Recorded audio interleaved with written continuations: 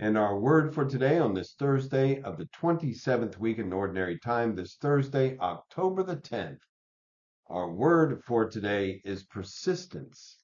Persistence, our word for today, taken from our gospel reading from the Gospel of Luke, chapter 11. Jesus said to his disciples, "Suppose one of you has a friend to whom he goes at midnight and says, 'Friend, lend me 3 loaves of bread, for a friend of mine has arrived at my house from a journey, and I have nothing to offer him.'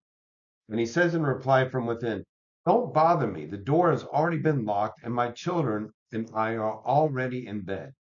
I can't get up to give you anything.' I tell you, if he does not get up to give him the loaves because of their friendship, he will get up to give him whatever he needs because of his persistence." Because of his persistence. Now, we're not foolish enough to think that God is in bed. We know that he's not in bed. So we're not having to stir him awake because he's in the midst of a nap. But Jesus is making the point that we also are required to be persistent. God doesn't always move at our very first request, even if he wants to do that thing for us.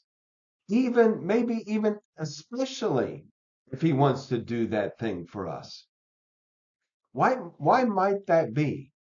Well, one, I would put forward that first, the reason he doesn't move exactly when we ask him to do a thing is because he wants to be in constant conversation with us. He doesn't want to be looked at as a genie who you rub the bottle and he grants you 3 wishes and then goes away for the next 5,000 years waiting for the next person to rub the bottle. It's not God, brothers and sisters. He wants to be in an intimate relationship with us. That means that we have to be persistent in our communication with him.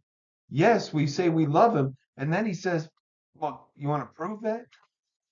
And then we say, "Do you love us?" And he says, "Yes, I love you." And when we say, "Prove it," he said, "I sent my son. I sent my son that you might be reconciled to me. That's my generosity. What's yours?" That's my willingness to put everything on the line. What's yours? Everything you have. You give me everything you have. And what you get in return is all of me for all of him. That is quite the exchange, brothers and sisters, and we are never going to be on the downside of that thing. But what is God asking for from us? Well, it's pretty simple. Everything, everything. He wants everything. He wants he wants to be our all in all. And the only way that you do that is by consistently and persistently pursuing him and continuing to converse with him. You know, we have examples of this in our earthly life, right? So I fell in love. I was smitten, I have to say, as soon as I met the woman who is now my wife.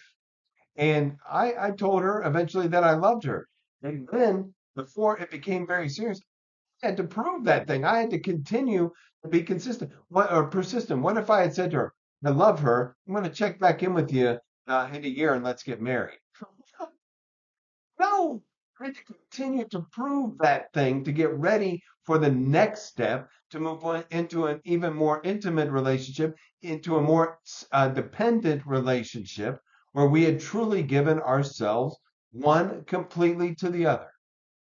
That's getting us ready for what God has called us to be persistent in our relationship with Him. Not just saying once, asking Him for a thing, and then becoming disappointed and stomping our feet and walking away. No, no, no.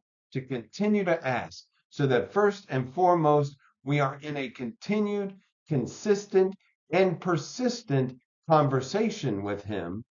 And then, two, that we might grow deeper in our understanding of Him, and then in our dependence completely upon Him. Persistence, our word for today.